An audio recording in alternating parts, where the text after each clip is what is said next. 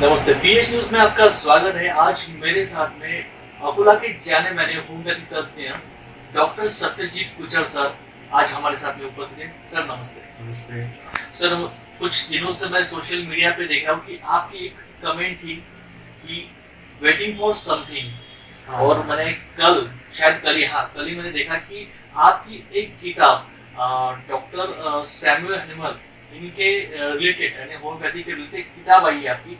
सब उसके बारे में आप क्या कहेंगे? एक्चुअली एक बुक है होम्योपैथी के ऊपर, सिर्फ डॉक्टर हनुमान के ऊपर नहीं, बुक मैंने लिखी है।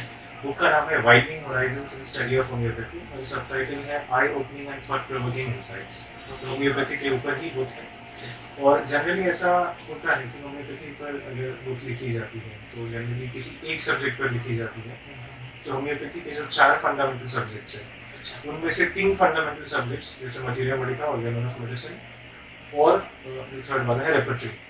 इन तीनों को मैंने इंक्लूड किया है एक ही बुक में। तो जनरली तीनों के बारे में एक बुक में नहीं लिखा जाता, तो मैंने तीनों को एक ही बुक में अगर तीनों को बहुत एग्जॉस्टिव स्पेस दी जाए तो बहुत ज़्यादा वॉल्यूमिनस बन जाती है बुक, लेकिन मैंने तीनों को कवर करने की कोशिश की है। उसके साथ में क्लिनिकल टिप्स भी हैं बहुत सारे।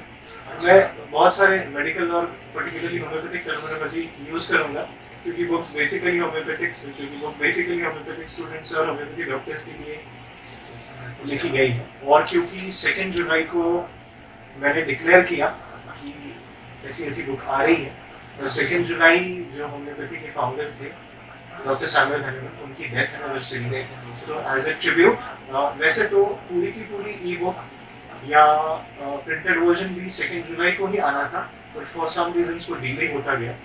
इसीलिए मैंने वो एक चैप्टर जो है एज ए ट्रिब्यूट वो मैंने सबको ऑफर किया।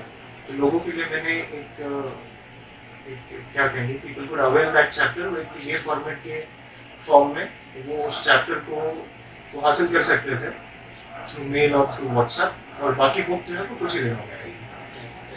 मैंने फंडामेंटल जिसके लिए रिलेटेड 4 से 5 किताब होती है, वो समझो आपने अलग अलग जो सब्जेक्ट है वो रिलेटेड, तो वो सब सार आपने एक ही किताब में देने की कोशिश की है, ऐसा हम कह सकते हैं। इसके ऊपर साथ नहीं कहूँगा। जनरली क्या होता है, फॉर एग्जांपल बहुत सिंपल वर्ड में अगर कहें तो जनरली फिजिक्स के बारे में लिखा जाता है तो अलग किताब होती है, केमिस्ट्री की अलग होती है, और फिर बायोलॉजी की अलग होती है। तो जनरली एक ही किताब में तीनों नहीं मिलते हैं। तो इसी तरीके से मैंने जो फंडामेंटल सब्जेक्ट्स है होम्योपैथी के, तीनों को मैंने एक ही, वैसे तो 4 फंडामेंटल होम्योपैथी सब्जेक्ट्स, वैसे मैंने तीनों को एक ही बुक में कंबाइन करने की कोशिश की है। ऐसा करने का एक बहुत जरूरी रीजन ये है कि अभी जैसे मैंने फिजिक्स, केमिस्ट्री, बायोलॉजी और एक चौथा सब्जेक्ट मैथ्स की बात करते चलिए। जनरली कुछ लोग जिन्हें मैथ्स स्टडी करने में डिफिकल्टीज आती है वो पीसीबी ग्रुप ले लेते हैं, भाई मैथ्स की वजह से हमको तो इंजीनियरिंग फील्ड में जाना ही नहीं है, या जिनको बायोलॉजी पसंद नहीं है वो जिनका इंजीनियरिंग प्रेफरेंस है। तो इसी तरह का होम्योपैथिक सब्जेक्ट्स के साथ में कुछ स्टूडेंट्स का रवैया होता है, या कुछ आपको कोई एक पर्टिकुलर सब्जेक्ट है वो आपका फेवरेट हो सकता है। कोई एक पर्टिकुलर सब्जेक्ट पढ़ने में आपको थोड़ी सी परेशानी हो सकती है, लेकिन कहने का तात्पर्य ये है कि हर सब्जेक्ट का इम्पोर्टेंस जो है वो नहीं डिनाई कर सकते। आप एज ए स्टूडेंट आपने भी देखा होगा कि कोई एक पर्टिकुलर सब्जेक्ट आपको ज़्यादा अच्छा लगता है, was your favourite as compare to others. अभी क्यों अच्छा लगता है आप शायद इसका रीजन नहीं दे सकते। फॉर एग्जाम्पल आपको कोई गाना पसंद है, या कोई फिल्म पसंद है, या आपको खाने में कौन से डिश पसंद है, आप इसका एक्सप्लेनेशन नहीं दे सकते। आपको पसंद है सब्जेक्टिवली, या फिर कोई चीज आपको कोई सब्जेक्ट नहीं पसंद आने का एक और रीजन हो सकता है कि आपको समझ में नहीं आता या डिफिकल्टी, लेकिन भले ही समझ आपका फेवरेट हो ना हो, आप उसका इम्पोर्टेंस डिनाई नहीं कर सकते। और उससे भी ज्यादा जरूरी बात, फिजिक्स, केमिस्ट्री, बायोलॉजी, मैथमेटिक्स, ये सिर्फ कन्वीनियंस के लिए अलग अलग तरीके से और अलग अलग सब्जेक्ट्स उनको बनाया गया है, लेकिन आप उसकी फंक्शनल यूनिटी अगर आप देखोगे तो वो एक ही है। मैं एक एग्जांपल देके बताता हूँ। बुक में कुछ चैप्टर्स हैं, उसमें एमएम, ऑर्गेनोन और रेपर्टरी में आपस में इनके रिलेशन के बारे में बात की गई है, या फिर अभी फिजिक्स, केमिस्ट्री, मैथ्स और बायोलॉजी की बात चल रही है। तो मेरे 11th स्टैंडर्ड के जो फिजिक्स के जो लेक्चरर थे वो काफ़ी कम एज में उन्होंने पीएचडी की थी, और अपने सब्जेक्ट के बहुत अच्छे जानकार थे। तो वो उन्होंने एक बहुत एनलाइटनिंग बात उस समय मुझसे कही थी कि फिजिक्स और मैथ्स का जो रिलेशन है वो उसके बारे में बात किया करते थे कि physics literally means nature and mathematics is the language in which you explain natural phenomena. इसलिए जो सारे लॉज होते हैं उसमें इतने सारे मैथमेटिकल इक्वेशंस और वो सब दिखाई देता है। तो इसी तरीके का जो फंडामेंटल सब्जेक्ट है उनमें जो रिलेशन है वो उसको डिनाई नहीं कर सकते, आप उसका इम्पोर्टेंस डिनाई नहीं कर सकते। और एक तो जैसे मैंने कहा कि कोई सब्जेक्ट आपको फेवरेट लगता है या तो एक इट इज़ वेरी सब्जेक्टिव, जैसे आपको कोई फिल्म क्यों पसंद है या कोई आपको डिश क्यों पसंद है, चाहे स्वीट हो स्पाइसी हो, आप उसका रीजन नहीं दे सकते, एक्सप्लेन नहीं कर सकते। एक तो ये होता है कि आपको सब्जेक्टिवली पसंद है। दूसरी बात है कि अगर आपको बहुत अच्छे से वो सब्जेक्ट सिखाया जाए, बहुत अच्छे से पढ़ाया जाए या उस सब्जेक्ट का अच्छा लिटरेचर आपके हाथ में आए तो उसमें एक तो आपको उसमें आपका इंटरेस्ट डेवलप होने लगता है।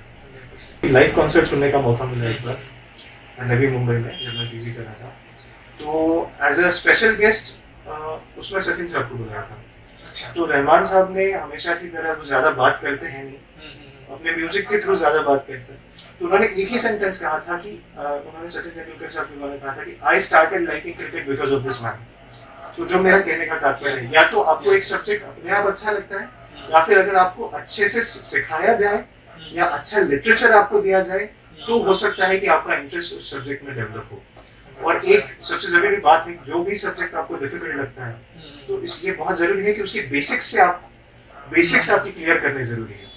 सर मुझे आपसे एक सवाल ये भी पूछना है कि सर आपको ये किताब लिखने में कितना समय लगा और ये किताब आप क्यों लिखना चाहते थे? जैसे कि ऑलरेडी हमने देखा कि कई सारी किताब बनी हुई है, बट ये लिखने के लिए कुछ खास वजह हो गई? बिल्कुल ऐसा लगता है। लिखने में समय कितना लगा? करीब 2 महीने लगे। अच्छा। और 2 महीने इसलिए लगे क्योंकि बहुत सारा वर्क है जो मैं अपने आर्टिकल्स के फॉर्म में मैं इसका आर्टिकल्स के फॉर्म में लिख चुका था पहले, क्योंकि मेरे सोशल मीडिया साइट्स पे भी मैं बच्चों को पढ़ाता हूँ। अच्छा। तो उसमें भी काफ़ी सारे पोस्ट थे मेरे पास, तो काफ़ी सारा मटेरियल मेरे पास जो है वो रेडी था। लेकिन फिर भी जो कुछ नया मटेरियल मैंने जो है उसके लिए जो उस पर काम किया तो उसको असेंबल करने में, उसको कंपाइल करने में काफ़ी टाइम लग गया। और बाकी एडिटिंग, प्रूफ रीडिंग, ये सारी चीज़ें होती है ताकि आप जो कन्वे करना चाहते हो वही कन्वे हो, कोई गलती ना हो, कोई कंट्रोवर्शियल पॉइंट ना हो, किसी पे पर्सनल अटैक ना हो। तो बहुत सारी चीजें होती है। और सबसे जरूरी चीज है कि जो दिग्गज लोग रह चुके हैं उनकी बातों को आप कन्वे करना चाह रहे हो तो उसको किसी जैसा उन्होंने कहा है उसी फॉर्म में कन्वे करना है, बिना उसको डिस्टॉर्ट किए हुए। अगर आप अपनी बात कुछ नहीं बोल सकते हो तो कम से कम जो दिग्गज लोगों ने बात कही है उनकी बात को करोड़ मरोड़ पे पेश करने का आपको कोई अधिकार नहीं है। एटलीस्ट उनकी बात है, आप एक तो जैसे कि तैसे लोगों के सामने रखो या फिर उसको सिंप्लीफाई करके रखो, क्योंकि जिस फॉर्म में वो बोली गई है, लिखी गई है, वो तो बहुत ग्रेट है लेकिन समझ में नहीं आती। फॉर एग्जाम्पल जो भगवत गीता है या जो कुरान है, बाइबल है, जो भी हमारे धर्म ग्रंथ है, अब इतना सारा जो हमारे वेद उपनिषद है, इतना सारा संसार का नॉलेज उसमें है, पर सिंप्लीफाइड फॉर्म में नहीं है। तो वो सिंप्लीफिकेशन बहुत जरूरी है। तो ये तो रहा कि समय कितना लगा, जरूरत क्यों महसूस हुई। देखिए हर किसी का इंक्लिनेशन होता है। कुछ लोग आपने देखा होगा कि वो प्रैक्टिस ही करते हैं जनरली, वो सेमिनार्स कंडक्ट नहीं करते जनरली, या उन्हें कंडक्ट करना अच्छा नहीं लगता, या उनका वो इंक्लिनेशन नहीं होता स्पीकर में। जैसे मैंने कहा था कि जैसे कोई चीज आपको स्पॉन्टेनियसली अच्छी लगती है, कोई डिश हो, कोई गाना हो, तो आपका एक इंक्लिनेशन होता है, एक चूल होती है। और बहुत सिंपल से लेकिन थोड़े निचले दर्जे के शब्दों में बोलो तो खा जो खुजली होती है आपने कि ये करना है। एक या थोड़े से अच्छे शब्दों में कहूँ तो एक इंक्लिनेशन होता है। आपने देखा होगा कि कुछ लोगों को गाना गाना, डांस करना, एक्टिंग करना पसंद होता है।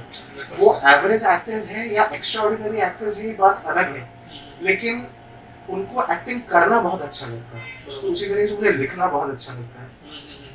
और फिर जैसा मैंने कहा कि एक जो सब्जेक्ट है फाइनली उन्हें पढ़ाया जाता है, प्रिवेंटिव एंड सोशल मेडिसिन, उसमें मैंने एक बात मैंने पढ़ी थी, वो मुझे बहुत अच्छी लगी, उसका इन्फ्लुएंस बहुत है मुझ पे। The purpose of education is to make man a thinking animal and not just to memorize facts and figures.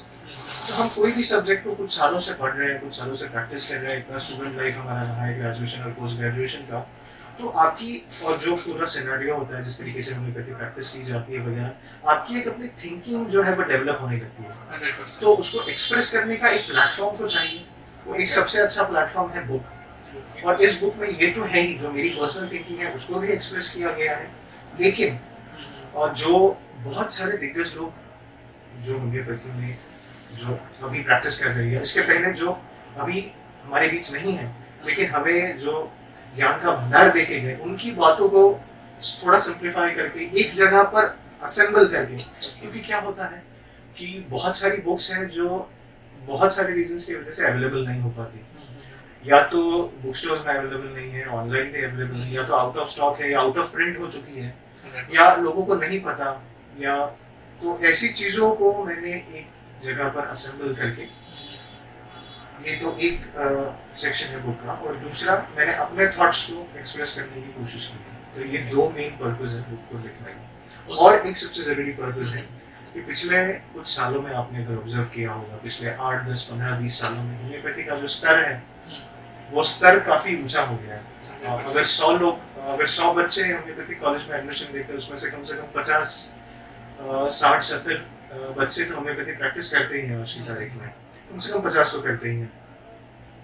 तो ऐसे लोगों को जिनको होम्योपैथी प्रैक्टिस करनी है, उनको ये पता है कि हमें कंटिन्यूसली हमारे नॉलेज को अपग्रेड करना पड़ेगा, हमें किसी तरह का गाइडेंस चाहिए, और हमें गाइडेंस लेना होता है तो बुक एक बहुत अच्छा मीडियम होता है। तो जैसे मैंने कहा है कि जो दिग्गजों के टीचिंग्स को मैंने एक जगह कंपाइल करने की कोशिश की है, और जो बुक का जो नाम है widening horizons in study of homeopathy, widening Horizons का जो सिंपल मीनिंग होता है कि नए एक्सपीरियंसेस।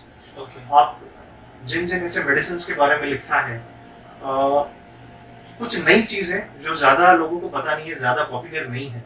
फॉर एग्जांपल एक मेडिसिन है, जनरली इन बीमारियों के लिए या इन लक्षणों के लिए यूज होती है, लेकिन उनके ये भी लक्षण है, उन दवाइयों के ये भी डायमेंशंस हैं।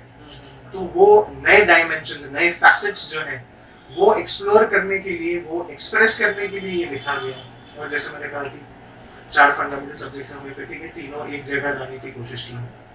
बट एग्जैक्टली जो डिशेस जो है, ओके, और जो हम आर्सेनिक औषध वगैरह ऐसे देते हैं, तो वो रिलेटेड ऐसे कितने डिशेस के बारे में आपने वो किताब में लिखा है, ऐसा कुछ?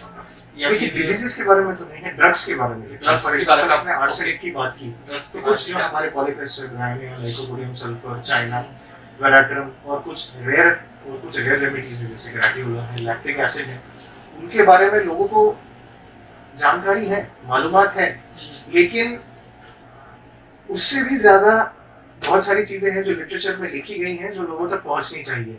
तो वो पहुंचाने की कोशिश की है, जो लोगों को ज्यादा नहीं पता है, जो कम पता है। फॉर एग्जाम्पल कोई व्यक्ति है, कोई पर्सन है, उसमें 10 गुण है, लेकिन लोगों को 4 ही गुण पता है, तो बाकी के 6 गुणों के बारे में भी पता है। सिंपल वर्ड्स में कहूँ तो। अच्छा सर, मुझे आपसे एक सवाल ये भी पूछना है कि अभी जो बच्चे पढ़ रहे हैं होम्योपैथी, तो उनके लिए ये किताब का क्या एडवांटेज हो सकता है, उसके बारे में थोड़ा सा बताइए सर। ओके, आपका ये जो सवाल है कि सिर्फ स्टूडेंट्स के लिए नहीं, स्टूडेंट्स हो, इंटर्न्स हो, या प्रैक्टिशनर्स हो जो अभी प्रैक्टिस चालू की है, या जो कुछ सालों से प्रैक्टिस कर रहे हैं, हर किसी को कुछ ना कुछ इस किताब से मिले, तो ऐसा पूरा का पूरा प्रयास किया गया है। तो आप फर्स्ट ईयर के स्टूडेंट हो, फाइनल ईयर के स्टूडेंट हो, आप इंटर्न हो, आपने अभी प्रैक्टिस शुरू की हो, या कुछ साल हो गए, या बहुत सालों से प्रैक्टिस कर रहे हो, हर किसी के लिए कुछ ना कुछ तो डेफिनेटली है। मैंने बहुत कुछ देने की कोशिश की है, लेकिन कुछ ना कुछ तो जरूर पहुंचेगा। 100% जो भी अभी मेरे ख्याल से अमेज़न पे अभी ये किताब अवेलेबल होने वाली है, अमेज़न पे जल्दी है। तो 100% जैसे ही अमेज़न पे किताब आ जाएगी, आप सब ने लेना, आप उससे बुक्स रेफर कर सकते हैं और आपको बहुत सारी चीजें मिल सकती है उसमें। और सर मुझे आपसे जाते अमेज़न की बात ओके लेनी है, 100% ई बुक भी अवेलेबल है। और सर मुझे जाते जाते आपसे एक सवाल ऐसे पूछना है कि जो भी होम्योपैथी पढ़ रहे हैं और जो होम्योपैथी ले रहे हैं, इनके लिए आप क्या संदेश देना चाहोगे पीएच न्यूज़ के इस माध्यम से? बहुत अच्छा सवाल है। देखिए, एक बहुत बात मैं बोलना चाहता हूँ, पहले तो हम जो होम्योपैथी पढ़ रहे हैं क्या है, हमारे यहाँ एक चीज़ बहुत चलती है, हम किसी भी फील्ड के हमारे आइडल्स को फॉलो करें, चाहे वो स्पोर्ट्स हो, चाहे वो म्यूजिक हो। जनरली क्या होता है, हमारे आइडल, हमारे जिनको हम बहुत ऊंचे स्थानों पे रखते हैं, वो कोई एक या दो इंडिविजुअल हो सकते हैं। फॉर एग्जाम्पल, आपको कोई एक स्पोर्ट्समैन बहुत ज़्यादा पसंद है, आपके लिए वो डेमी गॉड है, ऐसा हो सकता है। आपको कोई एक सिंगर पसंद है और आप उनको करीब करीब भगवान मानते हो, भगवान के जैसा मानते हो या बहुत महान मानते हो, ऐसा हो सकता है। लेकिन आपको सच में अगर बहुत ज़्यादा डेवलप होना है, आपकी थिंकिंग में कहीं ना कहीं एक सेंसिबिलिटी और मैच्योरिटी लानी है, तो आपको कोई एक या दो लोगों को ही नहीं सुनना है, आपको बहुत सारे लोगों को सुनना है, बहुत सारे लोगों के लिटरेचर को पढ़ना है। उसके बाद ही आप एक पूरा पिक्चर जो है वो पढ़ पाओगे। अगर आप सिर्फ किसी एक ही लाइन ऑफ थॉट को, चेन ऑफ थॉट को रखे हो, तो वो कूफे के मेंढक के जैसा हो जाता है। आपको पूरा समंदर जो है वो देखना है। और चलो कुछ बूंदों को चखने का, कुछ बूंदों को पीने का प्रयास तो शुरू करते हैं, लेकिन कुएं का मेंढक तो नहीं बनना है। बहुत सारे लोगों को मैं बाकी भी पोएट्री कोटेशंस भी लिखता रहता हूँ, तो मैंने योर कोट पे भी लिखा है कि you can be a die-hard fan of someone. You can consider someone as demigod. But if you want to really develop, really mature, you need to learn from many people. मैं एक example देता हूँ। आपके लिए idol हो सकते हैं MS Dhoni, आपके लिए आइडल हो सकते हैं, आपके लिए सचिन तेंदुलकर हो सकते हैं, राहुल द्रविड़ हो सकते हैं, AB डिविलियर्स हो सकते हैं, सुनील गावस्कर हो सकते हैं। लेकिन अगर आपको बैटिंग सीखनी है, तो आपको बहुत सारे लोगों से सीखना पड़ेगा, ऑब्जर्व करना पड़ेगा। आपके आइडल कोई एक हो सकता है, लेकिन आपको बैटिंग डेवलप करनी है तो आपको बहुत सारे लोगों से सीखना पड़ेगा। तो वैसे ही आपके आइडल आप एक हो सकते हो, लेकिन आपको होम्योपैथी सीखनी है, बहुत से लोगों से सीखना पड़ेगा। और ये कुछ लोग ही सही तरीके से प्रैक्टिस कर रहे हैं, कुछ लोग गलत तरीके से कर रहे हैं। ये एट द वेरी मोमेंट किसी भी तरीके का प्रेजुडाइज ना पाले, सबको सुने, कंसिडर करें और हर चीज को कंपेयर करें। आप जो हमारे गुरु है, इनसे बड़ा कोई नहीं है। एक अमेरिकन और एक बेल्जियन होम्योपैथ डॉक्टर न्यूदेश है, उन्होंने उनकी बुक में लिखा है कि इन साहब ने जो है एक फाउंडेशन सेट किया, उसके ऊपर आज की होम्योपैथी बेस है। इनके बिना ये कुछ नहीं हो पाता। तो जो भी पढ़ते हैं, सुनते हैं, इनके टीचिंग से उनको कंपेयर करना, इनसे बड़ा कोई नहीं है, या फिर पैथी से बड़ा कोई नहीं हो सकता। काफी अच्छी इंफॉर्मेशन डॉक्टर सत्यजीत कुचर सर ने दिया। और देखिए 100% बताइए सर, बताइए। और जो लोग होम्योपैथी ले रहे हैं, उनके लिए यही मैसेज है कि सेल्फ मेडिकेशन ना करें। एक चीज बहुत देखने को मिलती है कि तरह तरह के पेशेंट्स हैं, कुछ जो रूरल एरिया से आते हैं, गाँव खेड़े से आते हैं, उनको बेसिक रूल्स ऑफ हेल्थ भी नहीं पता होती। लेकिन जो बहुत ज्यादा एजुकेटेड लोग हैं, वो डॉक्टर के पास आने के पहले खुद ही उस डिजीज का स्टडी करते हैं। वो अच्छी बात है, उसमें कोई भी गलत बात नहीं है, लेकिन सेल्फ मेडिकेशन जो है वो अवॉइड करें। बहुत सी बातें हैं, लेकिन शॉर्ट में इतना ही कहूँगा, सेल्फ मेडिकेशन अवॉइड कीजिए, डॉक्टर की कंसल्टेशन से ही उसको ले। 100% आज हमारे साथ में डॉक्टर सत्यजीत कुचर सर उपस्थित है और उनकी जो किताब है वो अभी प्रकाशित हुई है Hindi, whitening horizon in study of homeopathy. ये जो किताब लिखी है डॉक्टर सत्यजीत कुचर सर, आज जिनसे हमने बातचीत की है और काफी मजा आया सर बातचीत करके। होम्योपैथी के बारे में हमें कई सारे नॉलेज जो मिली है और 100% किताब में भी वो काफी नॉलेज जो है, जो होम्योपैथी पढ़ रहे हैं और जो प्रैक्टिस कर रहे हैं, उनके लिए काफी महत्वपूर्ण वो किताब साबित हो सकती है। सो सर बहुत बहुत धन्यवाद, थैंक यू सो मच। और आपको PH न्यूज की तरफ से ढेर सारी शुभकामनाएं। आप ऐसे ही लिखते रहिए और हमें जरूर जानना, हम ये जरूर जानना चाहते हैं कि आगे आपकी जो भी किताब होंगी तो सबसे पहले हमें आप बताइए, हम फिर से एक बार हैप्पी टू जरूर। Thank you so much for everything.